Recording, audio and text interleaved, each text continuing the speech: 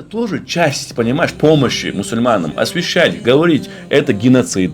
Так нельзя делать, не поддерживайте и так далее, и так далее. Освещение, тем самым мы тоже наносим удар этим людям, когда мы освещаем правду. Люди, когда видят только одну сторону, вражеские СМИ, а когда мы молчим, это тоже неправильно. Я сегодня увидел, вот недавно такой пост закинули сюда, буквально сейчас я читаю, вот.